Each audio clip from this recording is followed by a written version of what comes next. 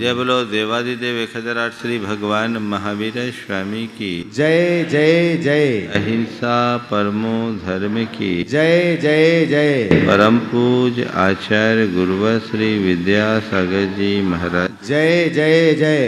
पूज मुनिवर श्री प्रमाण सागर जी महाराज की। मनुष्य के जीवन में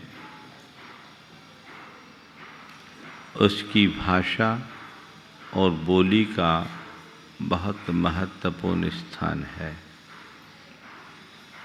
हमारा समस्त व्यवहार हमारी भाषा या वचन व्यवहार से चलता है। हमारी भाषा में यदि सच्चाई होती है तो वह सबके मन को हरती है और उसकी प्रामाणिकता भी रहती है। और जिनकी भाषा अप्रामाणिक होती है, जो झूठ बोलता है, लोग उस पर कभी भरोसा और विश्वास नहीं करते। आज बात उसी की आप सबके बीच करनी है। हमारे पास वाणी है, भाषा है, हम बोलते हैं, बोलने की कला में भी निपुण है। पर हमें ये देखना है कि मेरी वाणी में सच्चाई का पुट कितना है। सच बोलने का हमारा अभ्यास कैसा है। आप अपने मन से पूछिए कि मैं 24 घंटे में जो बोलता हूँ उनमें सच ज़्यादा रहता है या झूठ? क्या रहता है? हाँ, झूठ रहता है। और कोई आपसे झूठ बोले तो आपको अच्छा लगता है क्या? नहीं लगता है। मुझसे कोई झूठ बोले, मुझे पसंद नहीं, तो मेरी झूठ को कोई दूसरा कैसे पसंद करेगा? कभी विचार किया आपने? दूसरों की जो बातें मुझे पसंद नहीं, मेरी उस बात को कोई दूसरा भी पसंद नहीं कर सकता। ये एक बहुत बड़ी बात है। तो मेरे झूठ को जब कोई दूसरा पसंद नहीं करेगा तो मैं उस झूठ को कैसे सम्मान दूं? उस झूठ को अपने जीवन में कैसे स्थान दूं? अब सच सवाल है सच का। तो सच हमारे जीवन में कैसे प्रतिष्ठापित हो? प्राय लोग जब सच की बात करते हैं तो सत्य बोलने का नाम ही सच मानते हैं। संत कहते हैं सच बोलना सच है, पर केवल सच बोलना ही सच नहीं है। आज 4 बातें आप सबसे करूंगा। सत्य बोलो, प्रिय बोलो, अप्रिय सत्य मत बोलो और प्रिय असत्य मत बोलो। सत्य, प्रिय, सत्य के साथ प्रिय होना चाहिए। केवल सच्चाई ही नहीं, सच्चाई के साथ अच्छाई भी होनी चाहिए। सत्यम ब्रूयात् प्रियम ब्रूयात् न ब्रूयात् सत्यम अप्रियम न नृतम च प्रियम ब्रूयात् ऐसा धर्म सनातन। सत्य बोलो, प्रिय बोलो, अप्रिय सत्य मत बोलो और प्रिय असत्य से बचो।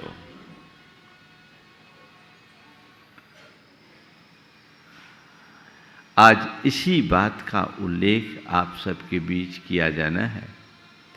मैं सूत्रों से अपनी बात की शुरुआत करता हूँ। आज का पहला सूत्र है सच्चाई क्या है?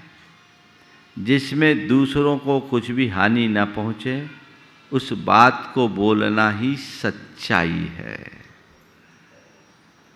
वाक्य को दोहरा रहा हूँ। सच्चाई क्या है? जिसमें दूसरों को हानि न पहुंचे, उस बात को बोलना ही सच्चाई है।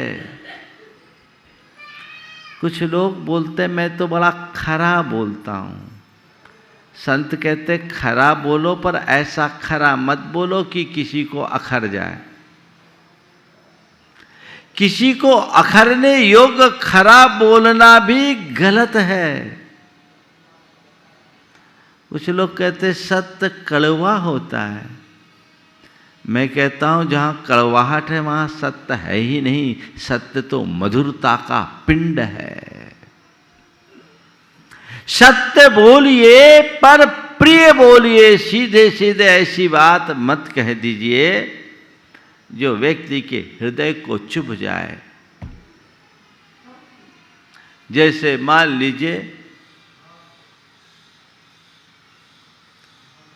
कोई व्यक्ति मातृ पितृ विहीन है, दूसरे शब्दों में अनाथ है। उस व्यक्ति को सीधे सीधे कह दे इसका कोई नहीं, ये अनाथ है, उसको अच्छा लगेगा क्या? हाँ? और यही इसी वाक्य को कहा जाए कि महाराज जी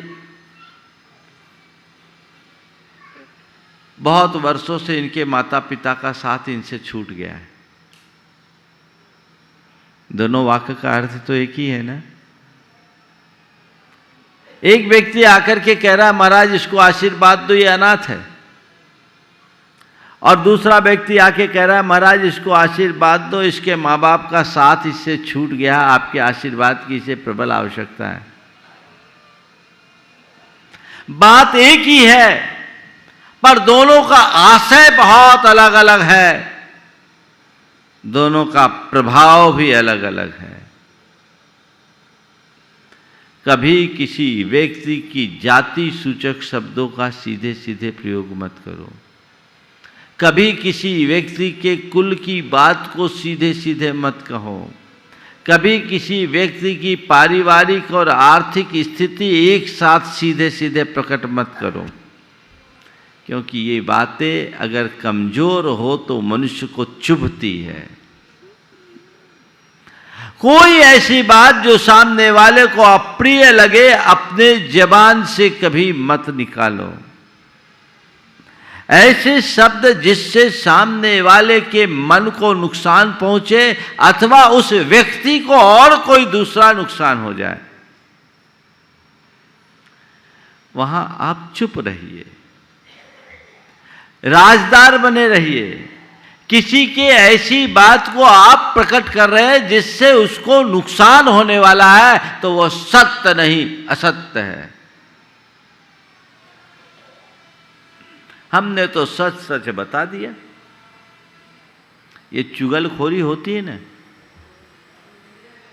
उसमें कई लोग सच्ची चुगली करते हैं पर उसका परिणाम झूठा निकलता है।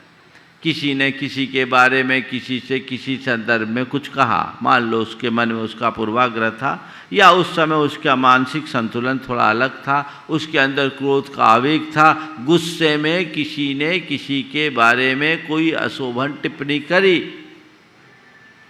और आपने सुनकर के उसको ले जाकर जोंका तो थोड़ा नमक मिर्च भी लगा दिया और कम्युनिकेट कर दिया। बोला तो सही है लेकिन परिणाम बुरा है।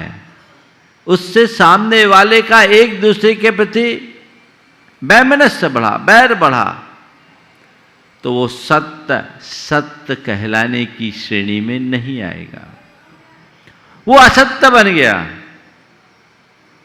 एक बात ठान लीजिए, अगर किसी व्यक्ति की कोई गलती भी है तो उसे इस तरीके से प्रस्तुत न करे जिससे उसको अतिरिक्त हानि पहुंचे, चाहे वह उसकी प्रतिष्ठा और छवि को मलिन करती हो, चाहे उसे आर्थिक हानि हो या उसके पारिवारिक संबंधों को नुकसान पहुंचाता हो या उसकी सामाजिकता पर असर डालती।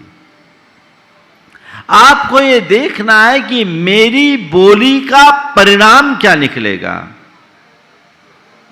ये अपने हृदय में एकदम अंकित कर लेना है कि मुझे ऐसा सच कभी नहीं बोलना जिससे किसी के लिए हानि पहुंचे। इस वाक्य को गहराई से समझिए। सच्चाई क्या है? जिसमें दूसरों को कुछ भी हानि ना पहुंचे, उस बात को बोलना ही सच्चाई है। सत्य के साथ हित होना चाहिए।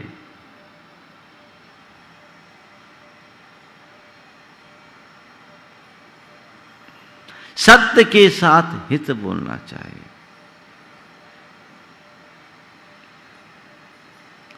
सत्यम प्रियम च हितम प्राहु सुनितम सुनतव्रता तत्सत्यम अपि नो सत्यम अप्रियमा हितम च यत्। सत्यम प्रियम हितम चाहु सुनतम सुनतव्रता तत् सत्यम अपि नो सत्यम अप्रियमा हितम च यत्। किसको सच बोला? जो सच होने के साथ प्रिय और हितकारी भी हो।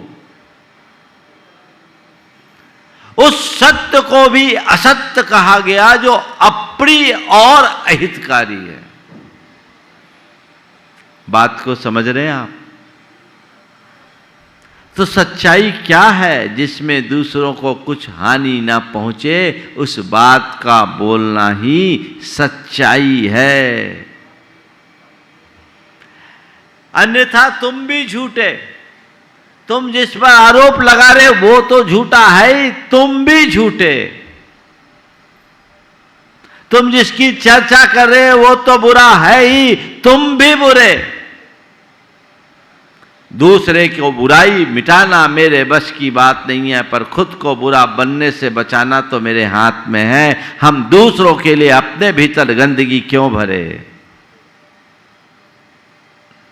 इस समझ अंतरंग में होनी चाहिए। दूसरा वाक्य, उस झूठ में भी सत्यता की विशेषता है जिसके परिणाम में नियम से भलाई होती है। वाक्य को समझिए। उस झूठ में भी सत्यता की विशेषता है जिसके परिणाम में नियम से भलाई होती है। अर्थात किसी के हित के लिए बोला गया झूठ भी सच है और वह सच भी झूठ है जिससे किसी का अहित हो। हमारा मूल उद्देश्य स्व पर का हित साधन है। इसलिए अपनी भाषा का प्रयोग करते समय हमें इन बातों को गहराई से समझना चाहिए। अब आप सवाल करोगे, महाराज कोई अपराधी है, किसी ने अपराध किया है और हम उसके दृष्टा हैं, क्या हम उसकी बात को स्वीकार लें? हम बोलते हैं, बताते हैं तो हमारी गवाही से उसको सजा मिलती है और उसकी सजा से उसका हित होता है, तो इस कथनानुसार तो हमें चुप रहना चाहिए, नहीं बोलना चाहिए। और अगर ऐसा हम करते हैं तो क्या अपराध और अपराधी को बढ़ावा नहीं मिलेगा? है ना? शायद आपका सवाल हो। मैं आपको इस संदर्भ में दो बातें कहूँगा। पहली बात तो ये कि सामने वाले का अपराध किस श्रेणी का है। अगर कोई छोटा मोटा अपराध है जिससे व्यक्ति, समाज और देश को कोई बड़ा नुकसान न हो और उस व्यक्ति के हृदय में अपराध बोध है, तो हमें अपनी कुशलता का परिचय देकर उसे बचाना चाहिए, क्योंकि उसमें उसकी भलाई है। और कोई संगीन अपराध है तो हमें राष्ट्रीय और सामाजिक व्यापक हितों को देखते हुए अपने विवेक से व्यवहार करना चाहिए। वहाँ उसे छिपाना ठीक बात नहीं है, वो अपराध है। लेकिन लोग झूठी गवाही दे देते हैं तो महाझूठे हैं। हमें देखना है कि अंततः क्या होता है। और जिस व्यक्ति की सोच बड़ी होती है वह ऐसी जगह में भी अपने विवेक का परिचय देते हुए सबको बचा लेते हैं। मेरे संपर्क में एक सज्जन है जिसके बेटे का एक्सीडेंट में मृत्यु हुई, बेटे की, और संयोग से जो युवा गाड़ी चला रहा था वो 18 साल से कम का था। धोखे से एक्सीडेंट हुआ, उसकी मृत्यु हुई। वो उसका प्रत्यक्ष दृष्टा था।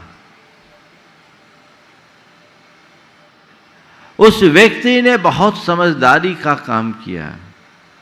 उसने सोचा मेरा बेटा तो चला ही गया, मेरे बयान से एक दूसरे का बेटा भी जेल चला जाएगा, उससे मुझे मिलेगा क्या? उसने बहुत गंभीर मंथन किया और जब कोर्ट में बात आई उसने कह दिया गाड़ी चला कोई और रहा था, ड्राइवर था जिसका लाइसेंस था, इसका कुछ नहीं हुआ। वो लड़का बच गया, लेकिन बच क्या गया, बदल गया, क्योंकि उसके मन में पहले भी कोई द्वेष तो था नहीं।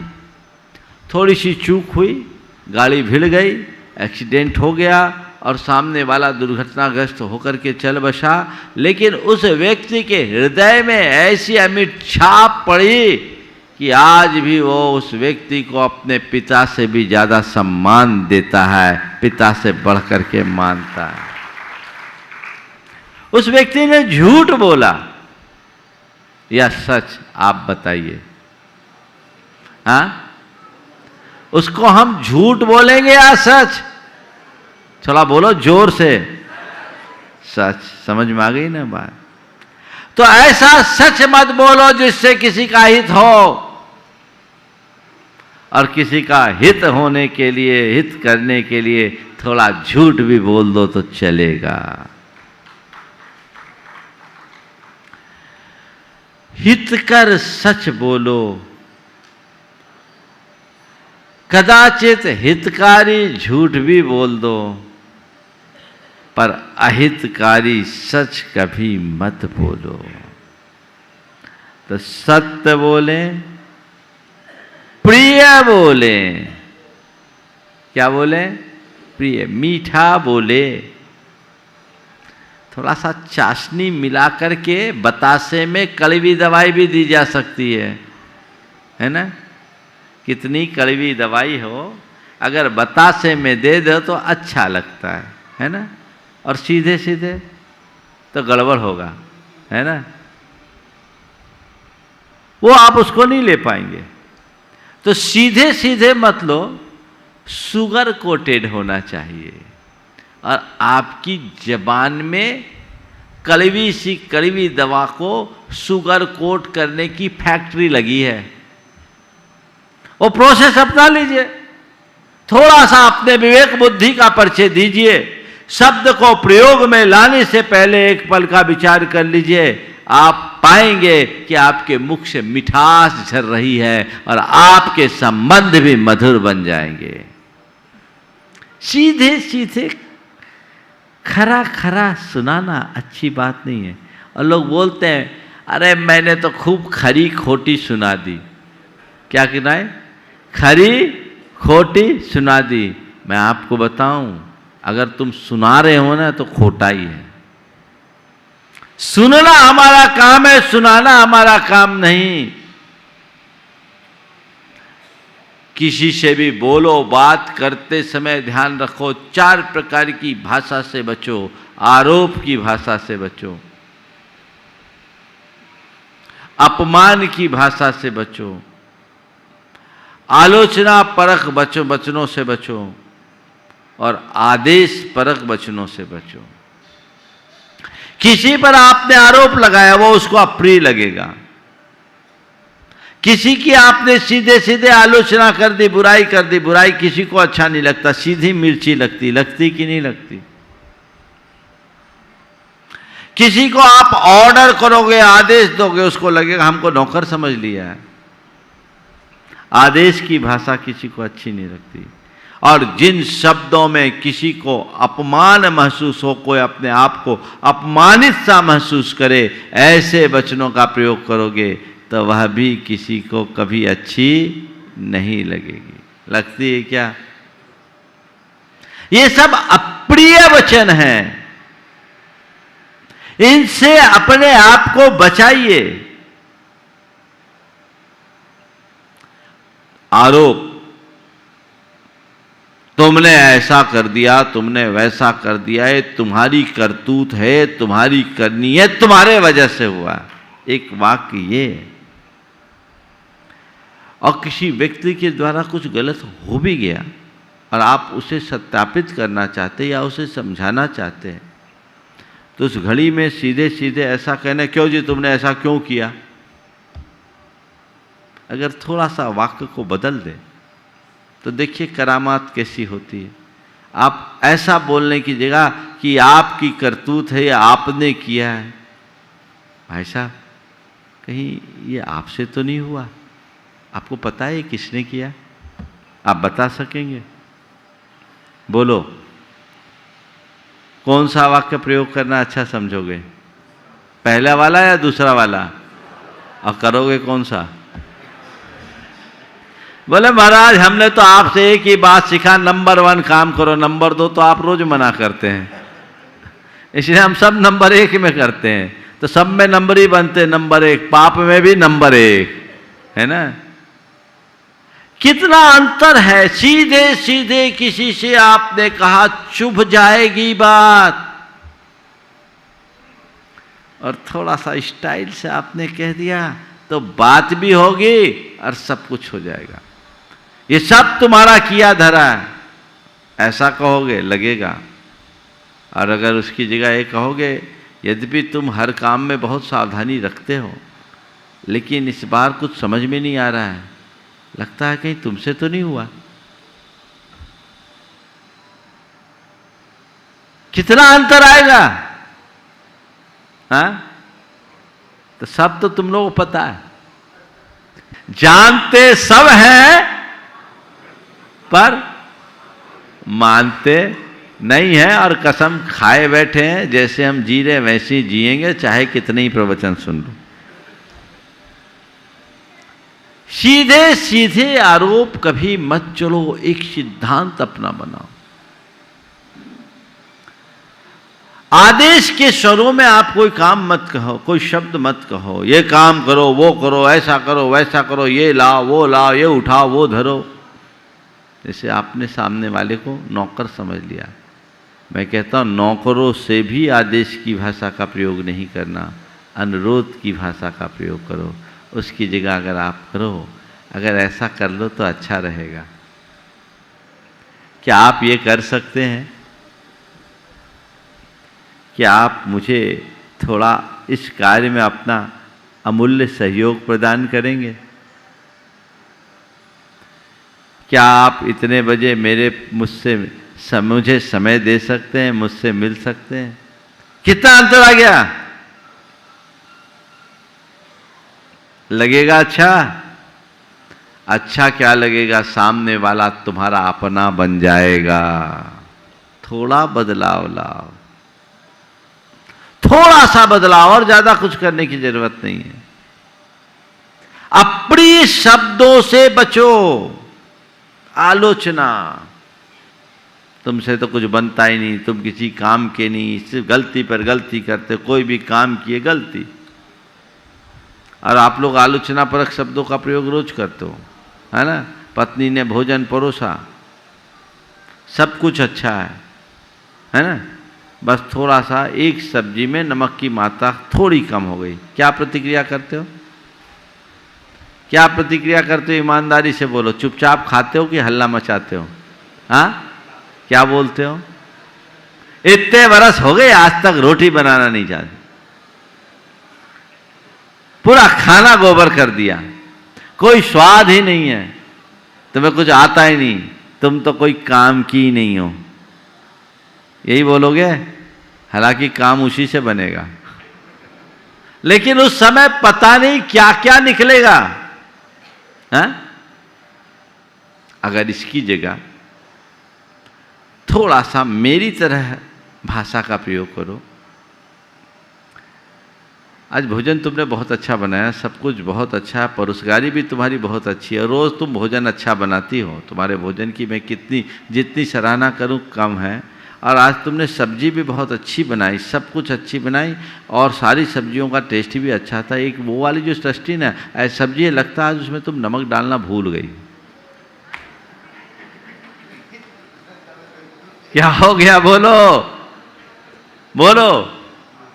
अरे महाराज इतनी सबूरी हो तब तो वहां तो सीधे फायर। कितना अंतर है। अगर अपने व्यक्तित्व को निखारना चाहते हो और अपने संबंधों को मधुर बनाना चाहते हो तो अपने भीतर ऐसे परिवर्तन के लिए ठानना पड़ेगा। खुद के भीतर संकल्प जगाना होगा कि मुझे ये करना है, करना नहीं करना ही है। मुझे चेंज करना है, अपने भीतर परिवर्तन करना है, अपने भाषा को, अपने व्यवहार को, अपनी भावना को बदल के रहना है। असंभव नहीं है। और अपमानजनक शब्दों का प्रयोग, घटिया शब्दों का प्रयोग, अपशब्दों का उच्चारण, अबे तबे करके, रे तू करके बात करना, गाली गलौज करना, ये किसी सभ्य मनुष्य के लिए शोभा नहीं देता। ये सब अप्रिय शब्द है। ऐसे अप्रिय वचनों के प्रयोग से सदैव बचिए। कोई कठिनाई है? हमारे पास ऐसा तो नहीं कि खराब शब्दों का ही स्टॉक भरा, अच्छे शब्द नहीं है मेरे पास, हाँ है कि नहीं? तो जब हमारे पास अच्छे शब्दों की भी व्यवस्था है तो हम बुरे शब्दों का प्रयोग क्यों करें? इसी कुरल काव्य में एक प्रकरण में पीछे आया था कि जो लोग अच्छे शब्दों को छोड़कर अपशब्दों का उच्चारण करते हैं वे पके और मीठे फलों को छोड़कर कच्चे और खट्टे फलों को खाना पसंद करते हैं। तो मुंह खट्टा हो, दांत खट्टे होंगे, क्या काम का? जिस मनुष्य के विचार जितने उन्नत होते हैं उसके मुख में वचन भी उतने ही परिष्कृत होते हैं, उतने ही पवित्र होते हैं, निर्मल होते हैं, मधुर होते हैं। अपने वचनों का प्रयोग हमें उसी तरीके से करना चाहिए। अगर इतनी सी सावधानी रख लो तो रोज का जो झगड़ा है खत्म हो जाएगा। वचनों से ही महाभारत हुआ और बोली से ही महाभारत को शांत किया जा सकता है। जिस बात को तुम्हारा मन जानता है कि वह झूठ है, जिस बात को तुम्हारा मन जानता है कि वह झूठ है, उसे कभी मत बोलो, क्योंकि झूठ बोलने से स्वयं तुम्हारी अंतरात्मा तुम्हें जलाएगी। समझ गए? छोटे छोटे स्वार्थों में झूठ मत बोलो। बिना प्रयोजन झूठ मत बोलो। अपने आप को झूठा बना के क्या करोगे? कई लोग हैं जो बोलते ही रहते हैं, फांकते हैं, जिनको फेंकू बोलते हैं, कुछ ना कुछ बोलते रहते हैं। उस व्यक्ति की बात पर कोई प्रभावित होगा? उस व्यक्ति की बात पर कोई विश्वास करेगा? कोई नहीं करेगा। वो अंदर से तुम्हें मालूम है ये झूठ है तो तुम्हारी अंतरात्मा तुम्हें जलाएगी, तुम्हारा पतन तो है ही। और एक बार बोले गए झूठ को छुपाने के लिए मनुष्य 100 झूठ और बोलने को बाध्य होता है। उनसे बचना चाहिए। अगला वाक्य है, देखो जिस मनुष्य का मन सत्य व्रत से पवित्र है वह सबके हृदय पर शासन करेगा। जिस मनुष्य का मन सत्य व्रत से पवित्र है वह सबके हृदय पर शासन करेगा। पर दूसरों के हृदय में शासन तभी होगा जब खुद पर अनुशासन हो, है ना? अपने वचनों में संयम, सत्य के प्रति निष्ठावान बनिए। ये संकल्प अपने मन में जगाइए। और अगला वाक्य, जिसका मन सत्यशीलता में निमग्न है वह पुरुष तपस्वी से भी महान और ऋषियों से भी श्रेष्ठ है। जिसका मन सत्यशीलता में निमग्न है वह पुरुष तपस्वी से भी महान और ऋषियों से भी श्रेष्ठ है। वो श्रेष्ठता तुम एक साधारण व्यक्ति के भीतर घटित हो सकती है केवल सत्य के प्रताप से। ऐसा सत्य हमारे जीवन में प्रतिष्ठित हो, हम सत्यशील बनकर अपने जीवन को आगे बढ़ा सके, इस पवित्र भाव के साथ आज यहीं पर विराम। बोलिए परम पूज आचार्य गुरुवर श्री विद्यासागर जी महाराज।